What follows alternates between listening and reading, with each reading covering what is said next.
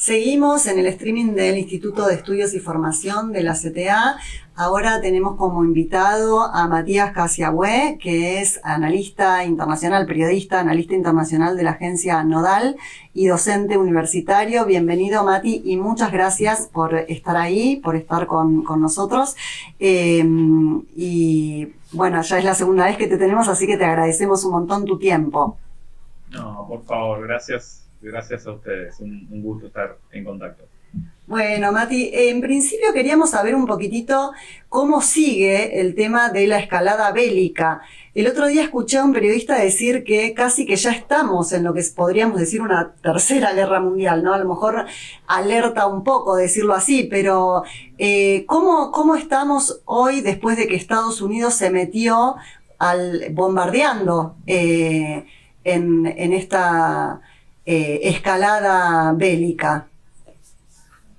Sí, yo no estoy de acuerdo con esa definición, ¿no? Muy de la prensa amarilla, de esta idea de tercera guerra mundial. No me estoy viendo en cámara por las dudas, no sé si está bien. No, ahí va.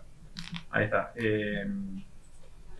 Sigo hablando, se me parece, ¿no? Sí, se te escucha perfecto, Matías. Yo no estoy tan de acuerdo con esa definición de tercera guerra mundial. Sí, lo que sí está claro es que ya no estamos ni siquiera en lo que en algún momento el Papa Francisco, allá por el año 2013, definió como tercera guerra mundial fragmentaria o guerra mundial fragmentaria. O por goteo lo había llamado, ¿no? De algún por modo. goteo, claro. Creo que estamos un escalón más arriba de lo que estaba ocurriendo en 2013, pero me parece que lo que tendría que pasar, y siempre está la amenaza permanente de que así suceda, es que haya una convergencia y un alineamiento definitivo en una serie de agudos conflictos de carácter regional que sí podría darnos el registro de una guerra mundial, ¿no? Por supuesto, uno lo que ve es que en los grandes escenarios del conflicto, y cuando además adquiere ribetes de conflictos armados, ¿sí? Están muchas veces los mismos actores, aunque algunas veces participen más en la clave de lo que luego se conoce como actores de apoyo a fuerzas de proximidad o fuerzas proxies, como se dice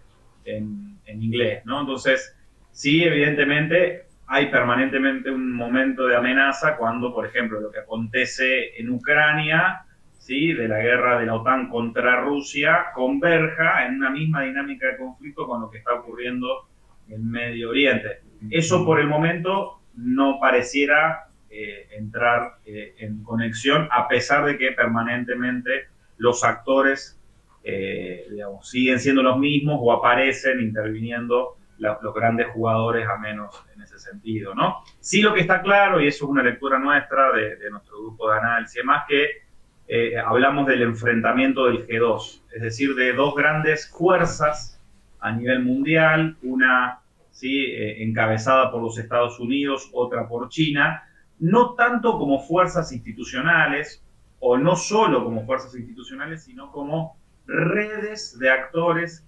institucionales, pero también económicos, financieros, tecnológicos y militares. Entonces, en ese marco, uno puede entender que todo está conectado, pero en un nivel de dispersión y no de concentración, donde permanentemente sí vivimos en una amenaza de que eso sí suceda, ¿no? Por el momento, y por suerte no, porque ahí está claro que los pueblos latinoamericanos no dejaríamos de estar exentos. Que eso, digamos, proviene de algún modo, o ese G2 que vos nombrás, de algún modo, es la gran guerra comercial del mundo, ¿no? Exacto, sí, hay una guerra comercial, una guerra en el plano de la economía. Registremos tres niveles de enfrentamiento: el económico, el político institucional y el estratégico, donde, por supuesto, hay una dimensión técnico-militar, político-militar e ideológica, ¿no? En ese plano, sí, lo que está claro es que hay un enfrentamiento en el terreno económico incuestionable, hay una discusión mundial por quién conquista, quién consigue conducir al conjunto de la economía mundial en este siglo XXI. Lo definió así el propio Joe Biden en una de sus elocuciones al Congreso de la Unión, ¿sí? Ni bien asumió.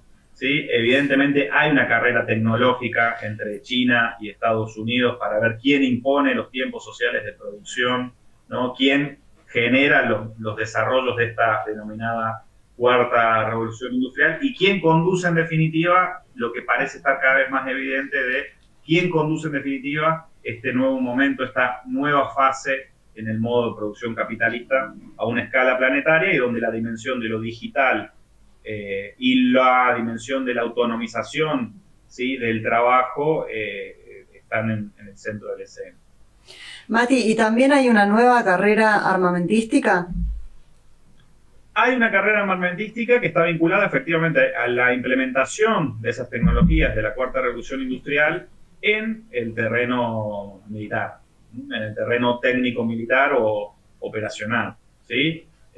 Por ejemplo, bueno, las escenas que estamos viendo, ¿no? El genocidio en Gaza está siendo asistido por herramientas de la inteligencia artificial, está siendo asistido por herramientas de la autonomización del combate, ¿sí? Hoy es en el terreno militar, en el sentido estricto, hoy es de uso común, ¿sí? Por ejemplo, todo el ejercicio o todo un ejército de drones específicos, aéreos, terrestres, ¿sí?, marítimos, de ataque, de vigilancia, de comunicaciones, digo, todo eso hace efectivamente a un desarrollo de la cuarta revolución industrial en el terreno armamentístico, en el terreno militar. Sí, es como una guerra robótica, ¿no? Sí, exacto, exacto. Sí, hoy, por ejemplo, el arquetipo más clásico se ve en la guerra de Ucrania, donde efectivamente hay muchos elementos de combate, ¿sí? Por ejemplo, infantes de infantería, digamos, que es asistida por drones, ¿sí? O como, por ejemplo, el uso de drones, ¿sí?, condicionó el despliegue de los tanques, ¿sí?, tanto del lado de la OTAN como de Rusia, ¿sí? La cuestión de los aviones no tripulados está en el centro de la escena, de pilotos de inteligencia artificial, por ejemplo, piloteando aviones F-16. ¿Sí? Hay todo un desarrollo y un despliegue en ese sentido que parece asombroso. Ayer China, por ejemplo, estaba viendo un portal especializado, lanzó un prototipo de un robot dron pequeño del tamaño de un mosquito para la vigilancia, para poder espiar y hacer vigilancia y control. ¿Sí? Fíjense lo que estamos hablando, ¿no? Es una cosa robot increíble. Del tamaño de un mosquito. No, una locura. Y también, ¿cuál es la función o cómo están desarrollándose en este sentido las noticias falsas, las mentiras, ¿no?, en esta guerra? Siempre hubo eso que en el lenguaje militar se conoce como la neblina de la guerra, ¿no? La guerra de información en el terreno militar siempre existió. Lo que está pasando ahora es que efectivamente todo eso está llevado a la enésima potencia con el uso de las tecnologías de la inteligencia artificial, la creación de videos, ¿sí?, la instalación de toda una serie de montajes falsos de la guerra que a veces uno cuesta encontrar y discernir cuál es el hecho verdadero y cuál es un hecho efectivamente falso, planteado y construido en el marco de lo que sí también se conoce como guerras de quinta generación o guerras por la conquista de ese territorio llamado la mente del adversario. ¿Sí? Recordemos que el objetivo de la guerra no es el aniquilamiento, el objetivo de toda guerra es efectivamente desarmar la voluntad de lucha del adversario. Y entonces, si conquistamos la mente del adversario, ¿sí?, y anulamos su voluntad de pelea, estamos ganando la guerra, ¿no? Entonces, en ese marco, toda esa dimensión de la guerra cognitiva, la guerra psicológica, la guerra irrestricta, y etcétera, etcétera, depende mucho el marco doctrinario de donde nos paremos, digo, está presente, está latente, ¿no? Es un ejercicio en sí mismo del enfrentamiento. En ese sentido, sí uno lo que percibe que hay un tiempo de guerra, ¿no? Hay un tiempo que la guerra en Ucrania, dicho muy pronto, entre la OTAN y Rusia, se libra en términos convencionales en el Donbass, pero en términos globales, ¿sí?, hay todo un despliegue de por ejemplo, conquistar la narrativa del conflicto. no deja de ser tan escalofriante como el robot mosquito, la conquista de la mente, ¿no? En la guerra. Parecen dos hechos asombrosos al mismo tiempo, pero a la vez que bueno, implican un nivel de manipulación y perversión que bueno, la verdad que uno ve dificultoso la defensa ante ese tipo de ataques, ¿no? Sí, totalmente, porque ahí sí, en ese marco, uno no está exento, ¿no? Y un poco es lo que está pasando ahora, digo, para entrar, si quieren, en la coyuntura y los elementos más de la actualidad. Hay tres actores distintos que estuvieron bombardeándose, ¿sí?, de manera cruzada: Irán, Estados Unidos e Israel, y los tres actores están diciendo ganamos la guerra. Entonces, pero si la ganaron todas, no ganó ninguno. Claro.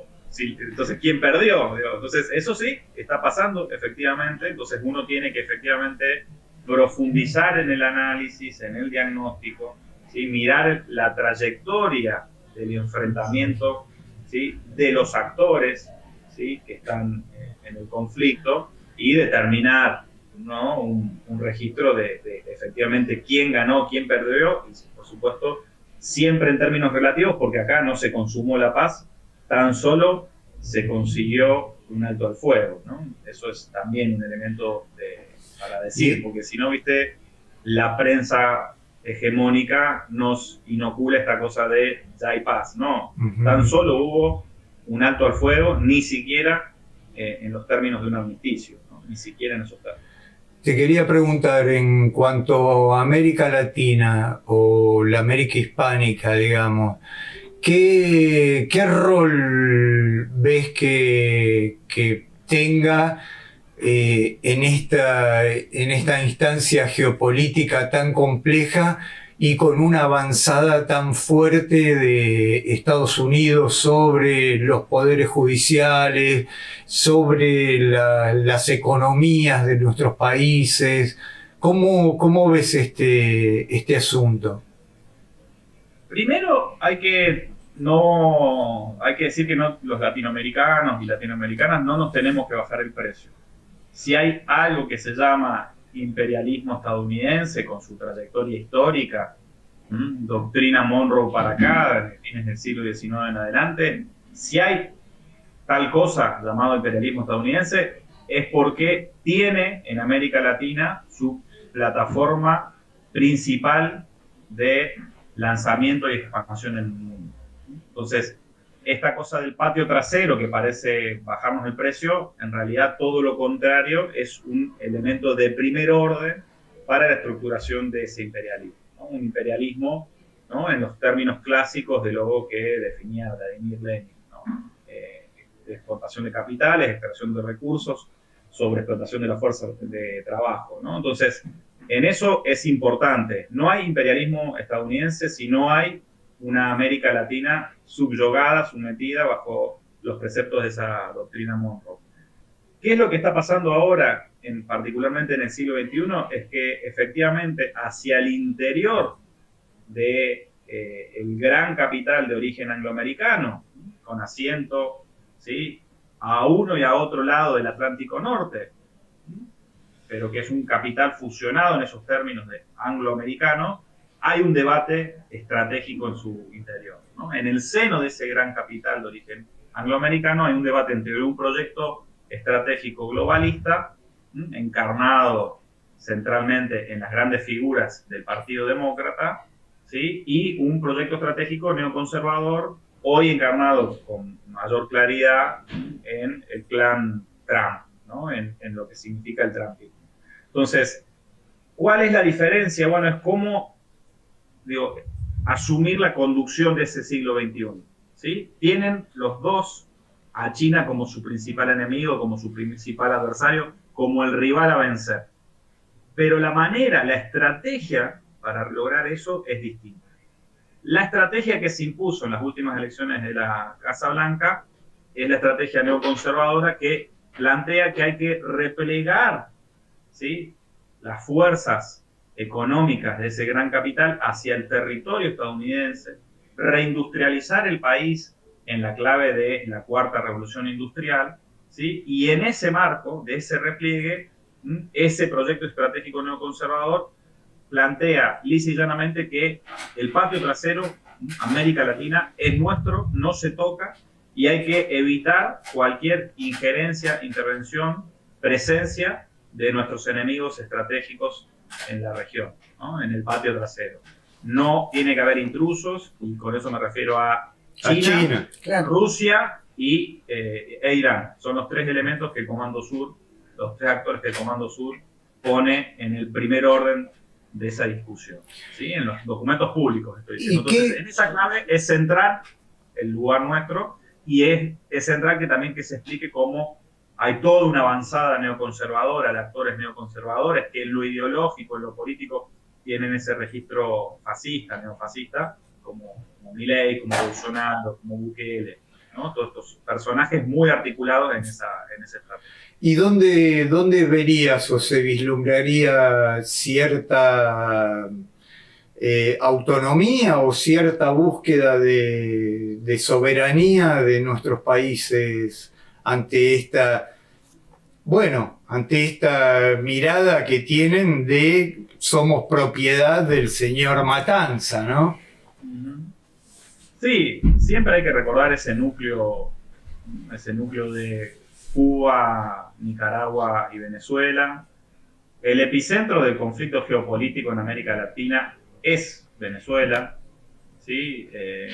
Es evidente, digamos, uno cuando hace el seguimiento de las coyunturas ve que el hecho que en la prensa mundial sí importa de América Latina es Venezuela, es la unidad de registro que siempre aparece, ¿no? en esa discusión, en esa disputa. ¿Sí? Venezuela es el epicentro de esa conflictividad por su proyecto político que está en posición de gobierno, por su ubicación estratégica. ¿Sí? Venezuela es Caribe, pero también Sudamérica. ¿Sí? Y petróleo, por ¿no? Sus recursos, claro, y por sus recursos, ¿no? Esos tres elementos son centrales. Ahora bien, Venezuela sabe y es muy consciente, ¿sí? Que no alcanza por ella misma, no alcanza en el diálogo del ALBA, que funciona en ese diálogo con países del Caribe, Cuba y Nicaragua, ¿no? Y que hay que relanzar una política de integración, ¿no? Y que lo que nos está pasando en 2025 es que todo eso está muy difícil, ¿no? Y sobre todo en las filas del campo progresista, ¿no? Y eso es un gran desafío que tenemos particularmente en Argentina, de poder ser promotores, aún en la divergencia, aún en la diversidad, de la articulación de pueblos y gobiernos, ¿no? En torno a un proyecto verdaderamente de contenido antiimperialista, ¿no? Porque a excepción de esa lucha descarnada que da Venezuela, ¿no? Acompañada por Nicaragua y Cuba, pero con Venezuela en el primer lugar, si no acompañamos pueblos y gobiernos del resto de América Latina y relanzamos un ciclo de integración, todos, más temprano que tarde, estamos fritos, dicho en cordobés. Mati, pero que haya ganado Lula en Brasil, la presidenta Sheinbaum en México, el Frente Amplio en Uruguay, bueno, Boric en Chile, Petro en Colombia, ¿no es mejor que el escenario anterior? A ver, sí, el problema es que esos gobiernos que vos mencionás tienen muchísimas dificultades para alinear una perspectiva de integración.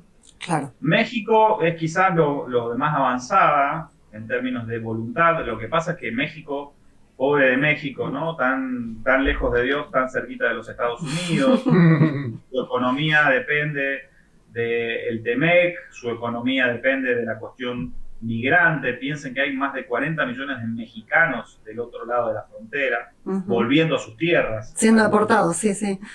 No, y volviendo a sus tierras en el sentido de que son las tierras usurpadas, ¿no? A México.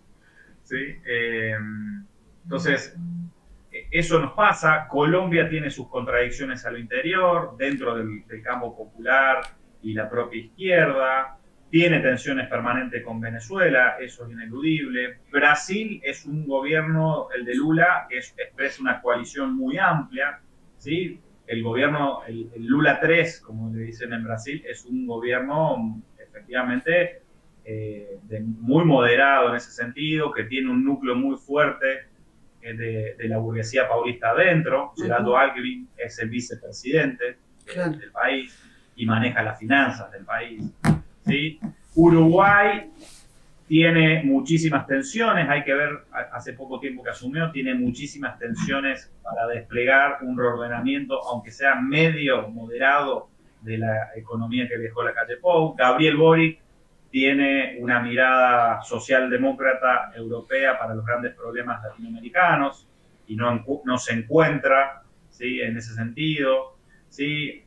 La UNASUR, que era el ámbito principal, primario de articulación de todo eso, la derecha y el Grupo de Lima se encargaron de destruirlo, sí, y todavía no fuimos capaces de rearmar o relanzar una nueva instancia equivalente, ¿sí? Tenemos serias dificultades porque todos esos procesos políticos, después de la segunda ola o el neoliberalismo tardío de Macri, de Temer, del golpe de Estado en Bolivia y demás, todo lo que vino después viene moderado en lo programático e ideológico y muy ensimismado en los procesos nacionales.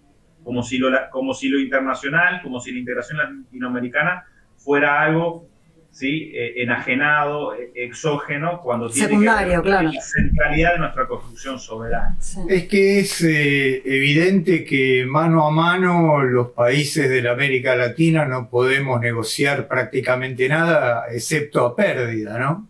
Excepto a pérdida. Incluso con China, que siempre se supone, y algunos analistas son como muy presurosos en decir que China nos va a salvar y que el socialismo que construye en China el Partido Comunista va a ser exportado a América Latina y a la humanidad toda. Falso. Y si nos quisieran salvar, en vez de comprarnos soja, nos podrían comprar galletitas, ¿no? Claro, claro. Además, y además no de permitirnos el desarrollo industrial. Claro. Y las transferencias de tecnología, ¿no? Que es algo que en un momento de la humanidad cundió en el mundo, pero ahora parece que esas transferencias de tecnología están guardadas bajo llave, ¿no? Exactamente, ¿no? Transferencias de tecnología que fueron la plataforma de lanzamiento de China cuando el gran capital de origen angloamericano, a instancias de la City de Hong Kong y de Shanghái, construyeron de China la gran fábrica del mundo, ¿no? Eso no hay que olvidarse también en ese sentido. Y son incluso debates que los mismos chinos al interior están teniendo. Es decir, bueno, es inevitable si nosotros nos manejamos en las leyes de la economía capitalista mundial que nuestro despliegue termine siendo imperialista. Bueno, tratemos de morigerar los efectos, pero no están queriendo renunciar a conquistar el siglo XXI, ¿no? Y una cosa al mismo tiempo es lo que pretende el Partido Comunista de China y otra muy distinta, lo que pretende el emergente y poderosísimo empresario chino, ¿no? Eso también hay que distinguirlo, ¿sí? Jack Ma no es Xi Jinping, ¿sí? Jack Ma es uno de los grandes jugadores de la aristocracia financiera y tecnológica oriental, ¿no? Entonces, esos también son elementos. Ahora, por supuesto, hay que jugar en una perspectiva soberana a la integración latinoamericana, entendiendo que eso es un problema endógeno, no es un problema exógeno, ¿sí? Construir una integración regional en el terreno de la economía, de la política institucional y también en el terreno militar. Se ensayó algo así en la UNASUR con el Consejo de Defensa Sudamericano, ¿sí? Y desde ahí, efectivamente, dialogar de manera inteligente en el mundo. Y claro que sí, por supuesto, vamos a los BRICS de la mano de Brasil, vamos a ese mundo emergente, pero con una posición de fuerza, ¿no? ¿Te acordás, Mati, que cuando en el tiempo de la UNASUR hasta se hablaba de una moneda común que se llamaría Sucre? Qué lejos que estamos de eso. Exactamente, exactamente. Bueno, fue el escalón que nos faltó avanzar, el Banco del Sur, el Banco del se Sur llegó a reubicar, y el Sucre como moneda no de uso común, sino de intercambio comercial. Intrapaíses. ¿Sí? Fueron los dos elementos que nos faltó, y los dos proyectos esos fueron boicoteados, ¿sí?, ni más ni menos por la burguesía paulista, la más poderosa de todas las burguesías de América Latina, ¿sí?, que evidentemente alguna restricción a esa democratización del poder económico no quiso tener. Matías, te agradecemos muchísimo este contacto, siempre es muy esclarecedor para nosotros porque es tan compleja la situación internacional, tanto geopolítica como económica, como militar, ¿no? Digamos, también en este Y momento. tecnológica, lo del mosquito me quedó dando vueltas como un mosquito en la cabeza. Así que bueno, siempre son charlas que dan para continuar. Nos aprieta un poco el tiempo porque hay otras actividades acá en la CTA, también en la sede nacional. Así que te agradecemos muchísimo, Matías Casiabue, docente universitario, analista internacional del portal Nodal, ¿no? De la agencia Nodal. Y para nosotros un gusto y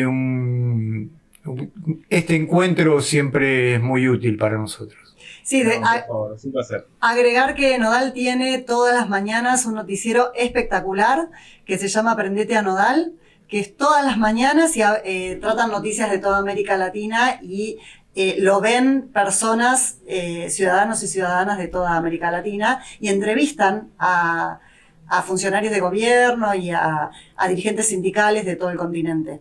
Digo que está buenísimo para seguirlo, para aprenderse a Nodal. Estamos en esa tarea también, en esta misma tarea que están haciendo ustedes por la tarde, y bueno, en algún momento me llego por allá, así que es un orgullo, es un placer acompañarlos, de verdad. Muchísimas gracias, Matías.